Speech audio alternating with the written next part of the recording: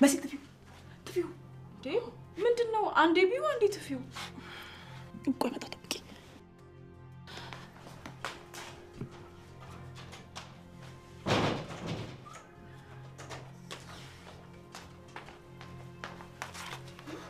ምንድነው ጓደኛዬ እቺ ሰይጣን ሴት የሆነ ነገር ልታረግሽ ትፈልጋለች እንዴ ምን ማለት ነው ምን መሰለሽ ምግቡ ላይ የሆነ ነገር ጨምራበታለች ምን እሺ ጨምላቃ ምን ሆናት ባካችሁ ከልጆችሽ ማለት የምትቆጩና የምትሰርቢው አትሽ ነው እንዴ እኔን የጠራሽኝ አንቺ ልጅ ዝም በይ ወደ ቁም ነገሩ ንግባ ለምንድን ነው በዚህ ጨለማ የጠራሽ ውይ ቁም ነገር አውርተሽ ልብሽ ልቅ ብሏል ስሚ ቤሉል በሰዓት ውጭ ላይ ሴት ጋር ነው ያለው ውይ የኔ ፍቅር ቺታ አረገብኝ ማለት ነው አያደርገውም ቆይ እንዴት ይሆናል ልቤ በጣም ነው የተሰበረው አንቺ ልጅ ምን እየሰራሽ ነው ውይ በጣም ነው የከፋኝ እንድልሽ ፈልገሽ ነው እንዴ ምን ሆነሻል ሴትዮ ወጣት አይደል እንዴ ሪላክስ ማድረግ አለበት ደግ አደረጋ እንደው መመለስ የለበትም በዛው ማድረግ አለበት አንቺ ጭንቅላትሽ ጤነኛ ነው ሲጀመር ግን ይሰራል ቆይ ለምንድን ነው ቤት የመጣሽው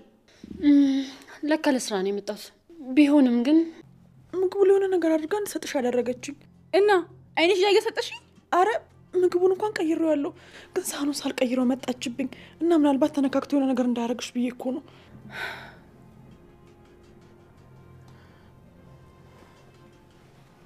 አመሰግናለሁ ቤሉል ወይዘሮ ሄለን ባደረገችው ነገር በጣም ተናደደ ወይዘሮ ሄለን እኔ ያልኩህን ነገር ካላደረክ በጣም አዝኜብሃለሁ አባትህ ስለሞተ እኔን መታዘዝ አቁማን እያለች በተደጋጋሚ በራሱ ውሳኔ እንዳይሄድና የእሷን ውሳኔ ብቻ እንዲከተል ሸም እያስያዘችው ወይም ደግሞ እያስፈራራችሁ ማለት እንችላለን በእርግጥ ሸም እንዲይዘውና ልክ እሱ እንዳልታዘዛት ውስጡ እንዲሰማው እያደረገችው ትገኛለች እሱ እንግዲህ በጣም የሚወዳት ልጅ እንዳለች በውስጡ ያሰባት እንዳለች ቢነግራትም እሷ ግን ያባትህን አደራ መወጣት አለብኝ ጊዜው ደግሞ አሁን ነው እያለች እንግዲህ ንብረቱን ሁሉ በስሟ ለማድረግ እየተጣጣረች ትገኛለች ይህን ነገር ግን ቤሉል ለራሱ ይዞ ቁጭ ማለት የለበትም ብዬ አስባለሁ ምክንያቱም በተደጋጋሚ ቁጭ አድርገው ቶሚ ስለሞተ አባትህ ስለሞተ እኔን መታዘዝ ትተሃል የምልህን ነገር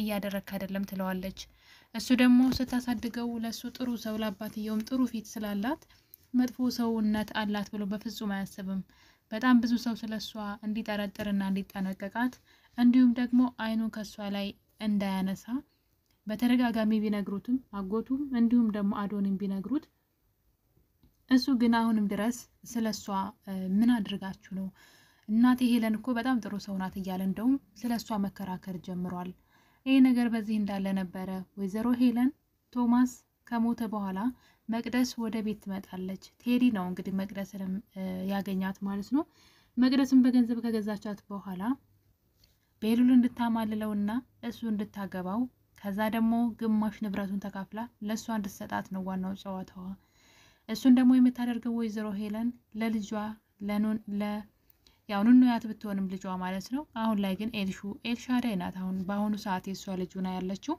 ነገር ግን ትክክለኛ ልጇ ኑኑ ነች እሱን የምታውቀው ነገር የለም ኑኑንና ኤልሻዳይን ሆስፒታል ውስጥ በትክክል በእርግጠኝነት ያቀያየራቸው ቴዲ ነው ብዬ አስባለሁ ኑኑያት የወይዘሮ ሄለን ልጅ እንደሆነች የሚያውቀው ቴዲ ብቻ ነው ቴዲ ኑኑያትን ከልጅነት እስከ እውቀቷ ድረስ እየሄደ ይጠይቃት ነበረ እናም እንግዲህ የወይዘሮ ሄለንን ክፋት ስላወቀ መሰለኝ ክፉ ሴት ስለሆነች ከሷ ጋር ልጅ እንድታደግ አልፈልግም ብሎ ሆን ብሎ ነበረ ከአይንዬ ልጅ ጋር ያቀያየራቸው የሚመስለኝ ምክንያቱም ልጆቹ እንደተቀያየሩ እሱ በደንብ ያውቃል ልጁ ኑኑያት የሱ ልጅ እንደሆነችም ያውቃል ለዛም ነው እስከዛሬ ድረስ ልጁን እየሄደ ሲጠይቅ የኖረው እሱ ብቻ አይደለም ወይዘሮ ሄለን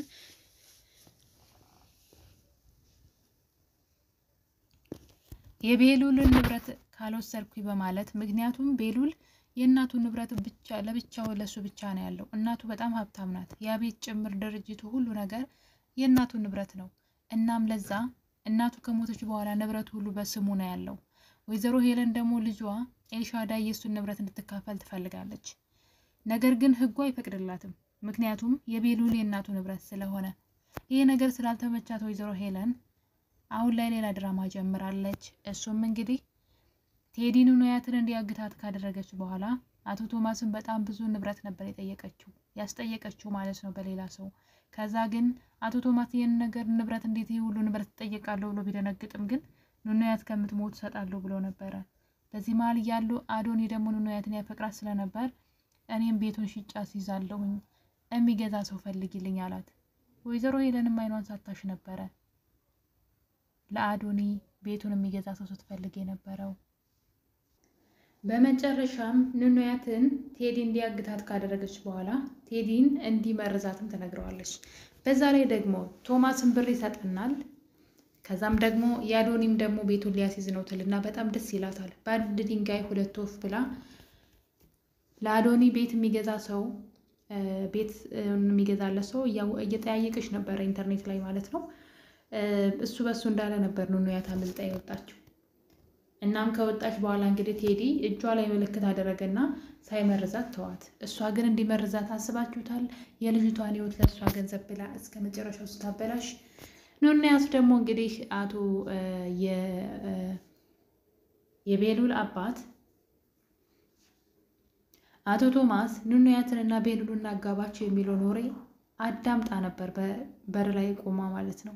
እናም ቤሉል ለመጀመሪያ ጊዜ ወደ ቤቱ ሲመጣ ከሄደበት ሀገር በፍቅረኛ ነበር ትታይ የነበረው። በጣም ፍላጎቷ ራሱ ጨምሮ ነበረ። ምክንያቱም ደግሞ እሱን በጣም ወደዋለች። አባትየውም ደግሞ ሁለቱ ይጋቡ የሚለውን ነገር ሲናገር ስለሰማች ቤሉልን ፈልገዋለች።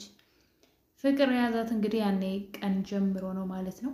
እናም ከመጣ በኋላ ራሱ እሱም እሷን ሲያያት ያ አባትየው ያለው ነገር ትዝ አላት። እንደተመረዘች እንኳን ያወቀች ቤሉልን መውደድ አልተወችም። ምን አስባ እንደሆነ አላውቅም። ምን ልታደርግ እንደው መጨረሻ ላይ ባናውቅም ወይ ራሷን ሄዳ አስመርምራ ቫይረሱ እንደሌለባት ብታውቅ መልካም ነበረ። ምክንያቱም ኑኑያት በጣም አስተዋይ ልጅ ናት። ለዚህ ነገር ግን ለምን ወደኋላ እንዳለች አላውቅም እንጂ በጣም ጎበዝና አስተዋይ ልጅ ናት። ምን ማድረግ እንዳለባት ጠንቅቃ ታውቃለች። አሁን ላይ ግን ለወይዘሮ ሄለን ይህ ነገር ግን እውነት ያመመኝ አይመስለኝም፣ ምክንያቱም ምንም አይነት የህመም ስሜት እየተሰማኝ አይደለም ስትላት ወይዘሮ ሄለን ትቀልጃለሽ እንዴ ብላ ነበረ ያሾፈችባት ማለት ነው። ድጋሚ ምርመራ ላድርግ ብላት ነበረ። ስለዚህ ኑኑያት ይህ ሀሳብ አእምሯ ውስጥ ካለ እራሷ ወደ ጤና ጣቢያ ሄዳ ምርመራ ማድረግ ትችላለች፣ ራሷን ቼክ ማድረግ ትችላለች ማለት ነው። በዛ ላይ ደግሞ የወይዘሮ ሄለን ተንኮሎቹን በጣም እየደረሰችበት መታለች። በጣም ብዙ ተንኮሎች ስትሰራ ስላየቻት ምናልባት ይህን ተጠራጥራ ይህም ውሸት ሊሆን ይችላል ብላ ሄዳ ልትመረመር ትችላለች። ከዛ ውጭ ግን በምንም ልታውቅ አትችልም። አሁን ላይ እንደተመረዘች እንኳን እያወቀች ከቤሉል ጋራ በፍቅር ክንፍ ብላለች። ቤሉል ደግሞ የሆነችውን ቢጠይቃትም የሆነ ጊዜ እነግርሃለሁ ትለዋለች። አይ እኔ ግን ዛሬ እንድትነግሪ ነው የምፈልገው ብሎ እጇን ሲይዛት ነበረ። ድንገት እናቷ የቤቷን የሩሞ የምኝታ ቤቷን በር ከፍታ ትገባና ወሬያቸውን ታቋርጣቸዋለች። በዚህ መሀል ደግሞ አዶኒ አለ። አዶኒ ደግሞ ወድሻለሁ እያለ ከስር ከስሯ ማለት ጀምረዋል። ኑኑያት ደግሞ እሱን ከነመፈጠሩ እኮ አታስበውም። እሱ ግን ጭራሽ ቤሉልን እንድትጠላው፣ ቤሉል የሚያስበው በገንዘቡ ነው። ሁሉን ነገር በገንዘቡ መግዛት የሚችል ይመስለዋል። ስለዚህ እሱ ላንቺ አይሆንሽም፣ እኔ ከእሱ በምን አንሳለሁ? እሱ ሀብታም ስለሆነ ነው? እስኪ ንገሪኝ እያለ እንግዲህ ከኔ ጋር መታየት ያሳፍርሻል? እስኪ ንገሪኝ። እሱ የትን ቦታ ይዞሽ ሲሄድ ትሄጃለሽ። እኔ ግን እንድታወሪኝ እንኳን ስጠይቅሽ ጊዜ የለሽም እንኳን አብረሽ ልትወጪ። ከእሱ ጋር ሲሆን ግን ከዛሬ ጀምሮ ከእሱ ሽሽ እያለም ደግሞ ማስፈራራት ጀምረዋል። እንግዲህ አዶኒን በማስፈራራቱ ይሳካላት ይሆን? እንግዲህ ፍቅር በግድ አይሆንም።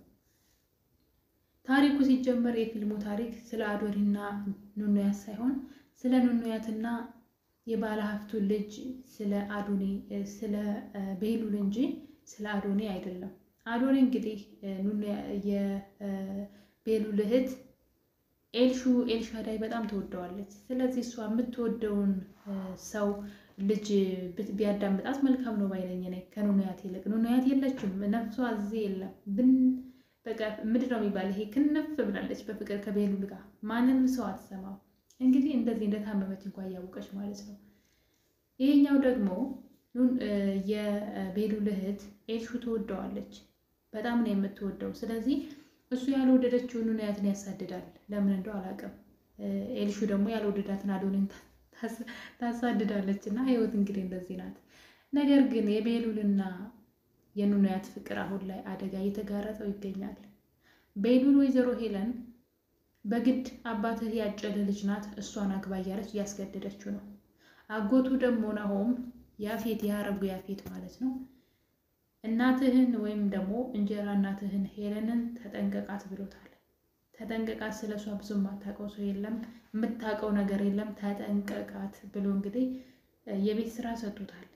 አሁን ላይ እሱን ደግሞ እሷ ደግሞ እዚህ ጋር እየተናገረችው ነው። እኔ የምለውን አሰማም፣ አባት ሲሞት ጊዜ እኔን መናቅ ጀምርሃን ትለዋለች። ልጁ ደግሞ በጣም ይሉንታና ለሰው አዳሪ ነገር ነው። ስለዚህ ፍቅራቸው አደጋ ላይ ሳይወድቅ አይቀርም። ያችኛዋ አይና ውታ ቤት ድረስ መታ እወድሃለሁ አባትህ ነው ላንተ ያጨኝ እያለች እንግዲህ ማውራት ጀምራለች። አሁን ላይ ኑንያትና ቤሉል በዚህ ፍቅራቸው ካልቀጠሉ መልሳ ኑንያት መታመሙ አይቀርም። አሁን ላይ ስለ ራሷ ማሰብና ስለ ወደፊት ማሰብ ጀምራ ነበረ። ሁል ጊዜም ከጎንሽ ነኝ ብሎ ሲላት በዛ አምልሃለሁ ብላ እንግዲህ ከሱ ጋር መሆንን ቀጥላ ነበረ። ነገር ግን ሌላ እንቅፋት መጥቶባቸዋል። እሱም ወይዘሮ ሄለን ያመጣቻት የቀጠረቻት በገንዘቧ የገዛቻት አዲሷ የቤሉል ፍቅረኛ ናት። ቤሉል ደግሞ ደጋግሞ ካጠገቡ እንድትርቅ ቢያደርግም ሄለን ግን በግድ አብረው እንዲሆኑ እያደረገች ነው። በሌላ በኩል ደግሞ ኤልሹ በኑንያ ስለምትናደድ አዶኒንም ወንድሜንም ስላፈቀረች ብላ ተናዳ የእናቷን ውድ ጌጣጌጦች በመስረቅ ቦርሳዋ ውስጥ አስቀምጣባታለች። ነገር ግን ወይዘሮ ሄለን ቦርሳ ወዲያው ጌጣጌጦቿ እንደጠፉ ቀጥታ የሄደችው ወደ መሲ ነበር። መሲን በእናቷ ፊት ነበር የጮኸችባት፣ ያዋረደቻት። ንብረቴን መልሽ ችግር ሳይፈጠር እያለቻት ነው።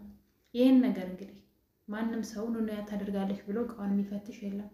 ምናልባት ኤልሹ ኑንያት ወስደዋለች ብላ ካልተናገረች። በቀጣይ ክፍል በክፍል 29 እስከምንገናኝ ቸር ቆዩልኝ።